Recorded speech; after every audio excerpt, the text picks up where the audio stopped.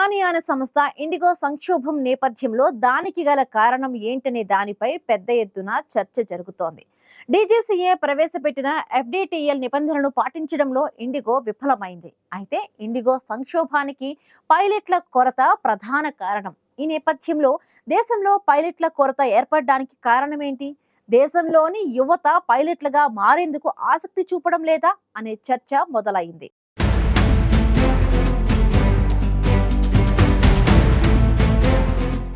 దేశీయ విమానయాన సంస్థ ఇండిగో సంక్షోభంతో ప్రయాణికులు తీవ్ర ఇబ్బందులకు గురయ్యారు. ఇండిగో ఇప్పుడిప్పుడే సంక్షోభం నుంచి కొద్దిగా బయటపడుతోంది. Directorate General of Civil Aviation ప్రవేశపెట్టిన కొత్త ఫ్లైట్ డ్యూటీ టైమ్ లిమిటేషన్స్ నిబంధనల పాటించడంలో ఇండిగో విఫలమైంది. ఈ నేపథ్యంలో ఇండిగో తీవ్ర సంక్షోభంలో చిక్కుకుపోయింది. అయితే ఇండిగో సంక్షోభానికి పైలట్ల కొరత కూడా ప్రధాన కారణం. ఈ నేపథ్యంలో దేశంలో పైలట్ల కొరత ఎందుకు ఏర్పడుతోంది, దానికి గల కారణమేంటి అనే చర్చ మొదలైంది. దేశంలోని యువత పైలట్లుగా పనిచేసేందుకు ఆసక్తి చూపించడం లేదా, లేక మన దేశంలో కాకుండా విదేశాల్లో పనిచేసేందుకే అధిక ప్రాధాన్యతను ఇస్తున్నారా అన్న దానిపై పెద్ద ఎత్తున చర్చ జరుగుతోంది.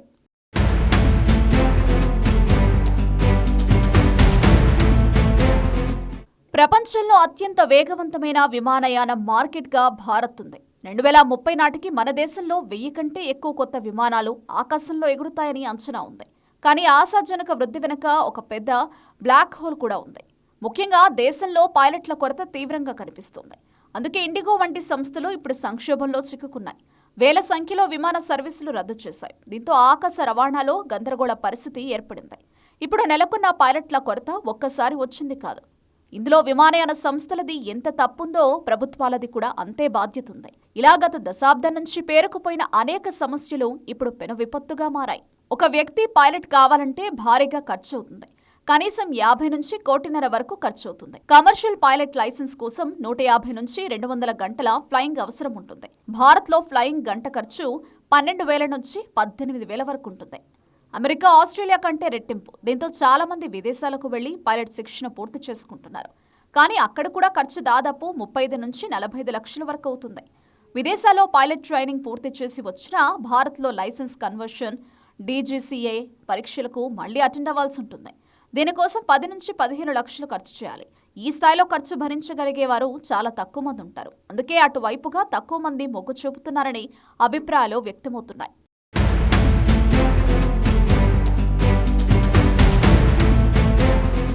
మన దేశంలో ప్రస్తుతం 35 డీజీసీఏ ఆమోదిత ఫ్లయింగ్ స్కూల్స్ ఉన్నాయి.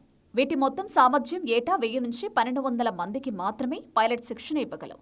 కానీ డిమాండ్ ఏటా దాదాపు 2000 వరకు ఉంటుంది. ఫలితంగా వందలాది మంది విద్యార్థులు వెయిటింగ్ లిస్టులో ఉంటున్నారు. ఆంధ్రప్రదేశ్, మధ్యప్రదేశ్, మహారాష్ట్రలోని పాత స్కూల్స్లో ట్రైనర్ విమానాలు పాతపడ్డాయి. అలాగే నిర్వహణ ఖర్చులు భారీగా పెరిగాయి. కొత్త స్కూల్స్ పెట్టాలంటే 200 నుంచి 300 ఎకరాల భూమి, అలాగే 200 నుంచి 300 కోట్ల రూపాయల పెట్టుబడి కావాల్సి ఉంటుంది. ఇంత పెట్టుబడి పెట్టేందుకు ఎవరూ ముందుకు రావడం లేదు.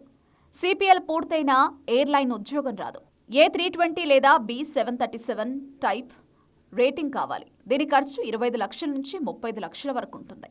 చాలా ఎయిర్లైన్లు గతంలో ఈ ఖర్చును భరించేవి. కానీ 2018 నుంచి 19 తర్వాత జెట్ ఎయిర్వే పతనం, కోవిడ్ సంక్షోభం తర్వాత ఎయిర్లైన్లు సెల్ఫ్ ఫైనాన్స్ టైప్ రేటింగ్ విధానానికి మారాయి.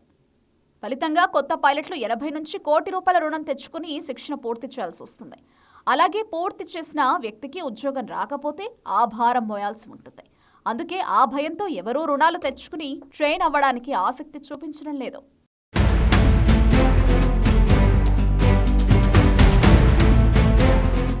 గల్ఫ్ దేశాలు చైనా, వియత్నాం, టర్కీ ఎయిర్లైన్లు భారతీయ పైలట్లను భారీ జీతాలతో ఆకర్షిస్తున్నాయి. A320 కెప్టెన్ భారత్లో 5 నుంచి 7 లక్షల రూపాయల జీతం పొందితే మధ్యప్రాచ్యంలో ఆ వ్యక్తికి 18 నుంచి 25 లక్షల వరకు జీతం ఇస్తారు. ఇందులో ట్యాక్స్ ఉండదు, ఉచిత హౌసింగ్ ఉంటుంది, పిల్లల చదువు ఉచితం. ఇలాంటి ఆఫర్స్ ఉండడంతో ఎక్కువ మంది విదేశాల్లో సెటిల్ అవ్వడానికి మొగ్గు చూపుతున్నారు. గత 3 ఏళ్లలో దాదాపు 1000 మంది వరకు పైలట్లు విదేశాలకు వెళ్లిపోయినట్టు లెక్కలు చూస్తే అర్థమవుతోంది. కోవిడ్ కారణంగా అన్ని ఎయిర్లైన్స్ తీవ్ర సంక్షోభాన్ని ఎదుర్కొన్నాయి.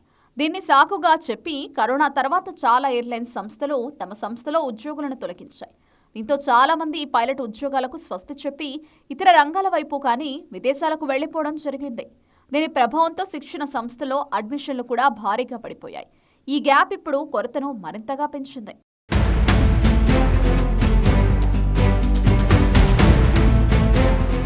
దేశంలో పైలట్ల కొరతకు మరో కారణం విమానయాన రంగంలో రిటైర్మెంట్ రేటుకు తగ్గట్టుగా కొత్త నియామకాలు జరగడం లేదు.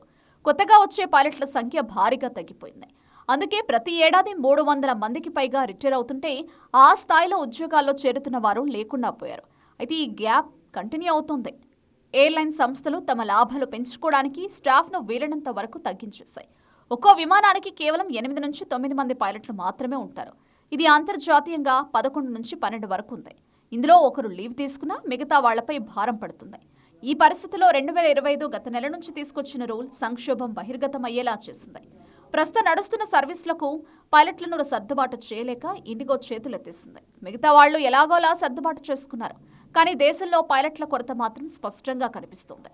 ఇప్పటికైనా పైలట్ల కొరతకు పరిష్కారం చూపించాల్సిన అవసరం ఏర్పడింది. లేకపోతే ఇండిగో తరహా సంక్షోభం మరోసారి తలెత్తే అవకాశం రావచ్చని భావిస్తున్నారు.